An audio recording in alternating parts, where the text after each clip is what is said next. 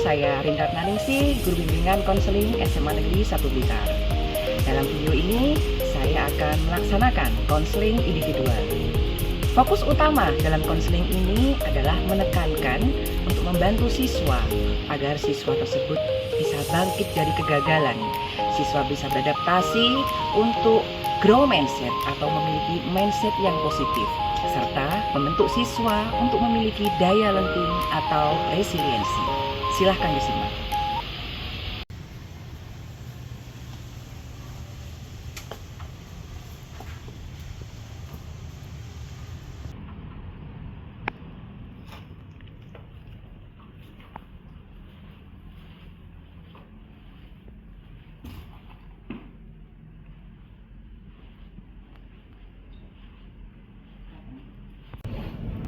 Loh, ini kok ada siswa di sini jam pelajaran? Ini kan masih belajar. Kamu kelas berapa? Oh, saya kelas 10-3, Bu. Loh, kamu bukannya ada jam pelajaran di kelas? Kenapa kok di perpustakaan? Nggak apa-apa sih, Bu. Hmm. Bu, saya tuh mau cerita, Bu, sebetulnya, Bu. Saya ada kendala. Saya tuh malas banget masuk kelas, Bu. Oh gitu. Boleh. Iya. Kamu pengen cerita di mana? Di mana ya, Bu? Apa di dalam ruang konseling aja ya, Bu? Nggak apa-apa. Yang penting kamu nyaman untuk bercerita. Sekarang? Iya, boleh. Ayo. Nanti silakan duduk. Kamu pengen duduk di mana? Iya, Bu. Oke.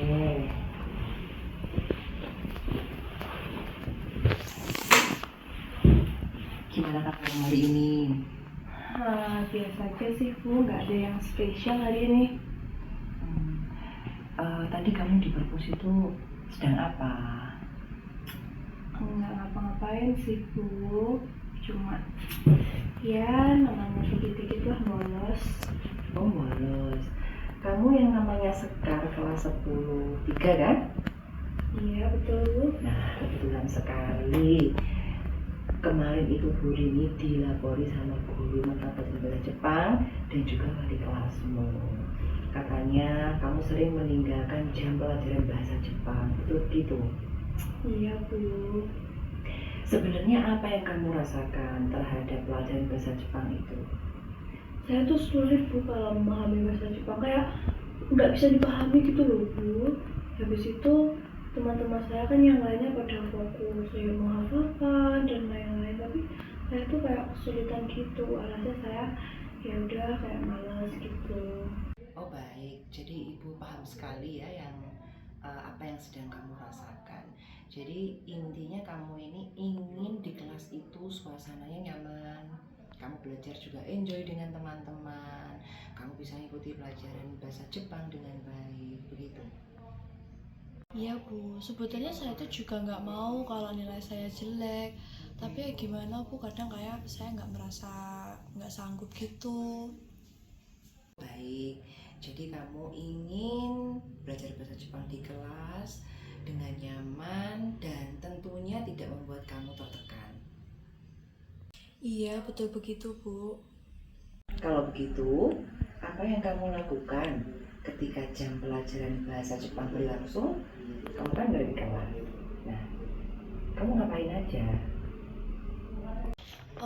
Biasanya saya ke kantin sih, Bu, beli-beli sama sekalian ngadem lah di perpus, baca-baca buku atau tidur-tiduran di sana. Kamu tahu nggak kalau kamu meninggalkan jam pelajaran bahasa Jepang itu akibatnya apa? Ya tahu, Bu, pastinya nilai saya kosong karena nggak pernah masuk. Selain itu, saya pasti ketinggalan materi yang banyak banget. Tapi ya bagaimana sih, Bu? Saya juga nggak paham. Betul, betul sekali.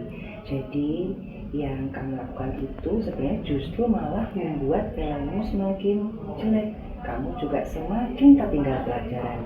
Tugas-tugasmu juga semakin banyak menumpuk. Iya, betul sih, Bu, betul.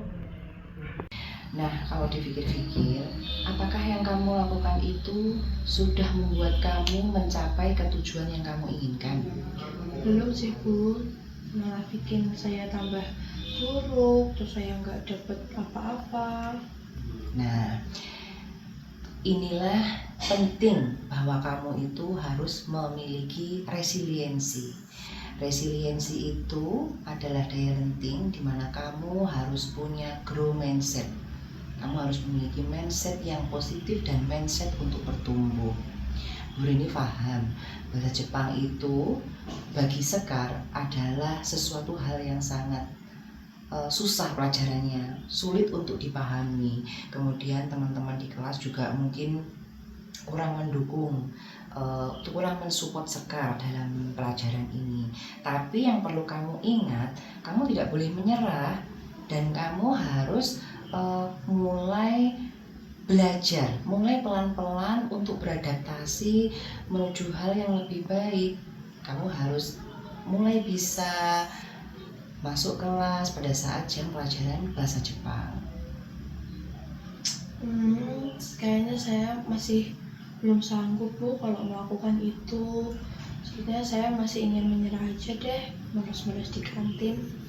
Gak apa-apa, pelan-pelan harus kamu belajar. Semuanya itu perlu waktu. Yang penting ada adaptasi, kamu ada kemauan untuk selalu melakukan hal-hal yang positif, terutama untuk mengikuti pelajaran bahasa Jepang ini. Iya Bu, saya coba dulu. Nah, sekarang pelan-pelan mari kita buat rencana ke depan. Kira-kira nanti apa yang akan kamu lakukan agar kamu bisa lebih baik lagi, tentunya di mata pelajaran ini. Mungkin saya mau ikut pelajaran bahasa Jepang Bu, minggu ini full, nggak bolos-bolos lagi. Baik. Kemudian kalau nanti di tengah jalan nih kamu menemui materi yang kesulitan, nah yang kamu lakukan apa? Mungkin saya akan tanya ke Bu Maya atau ke teman-teman yang sudah paham, biar saya nggak malas-malasan lagi. Itu adalah cara yang sangat baik Sekar. Ibu sangat menghargai apa yang menjadi rencanamu. Dan tentunya semua kekuatan-kekuatan itu, resiliensi itu, kamu harus bisa melakukannya tentu dengan niat dan tanggung jawab yang sangat kuat. Karena semua ada dalam diri kamu. Berusaha, tumbuh dari kamu, kegagalan, untuk menghilangkan rasa malas, semua berawal dari niat kekuatan pada dirimu sendiri. Tentu resiliensi itu akan tumbuh jika kamu mampu menghadapi dari kegagalan itu. Baik Bu, akan saya coba sedikit demi sedikit.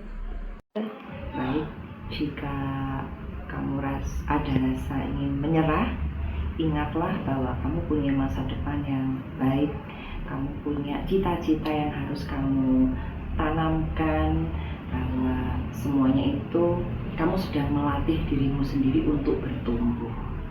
Itu harus kamu upayakan. Saya sebagai guru BK hanya bisa membantu. Semua pilihan ada di tanganmu sendiri karena hidupmu adalah tanggung jawabmu. Baik Bu, akan saya coba. Terima Iya. kasih ya Bu sudah membantu saya. Kalau begitu kita bertemu lagi minggu depan ya. Ya. Bu Rini ingin melihat bagaimana perkembanganmu dan juga Bu Rini tetap akan mendampingi kamu dengan bertanya ke guru mata pelajaran yang bersangkutan dan juga wali kelasmu. Ibu harap kamu semakin tambah baik dan ada perubahan setelah kamu bercerita dengan Bu Rini. Ya, terima kasih ya Bu. Ya.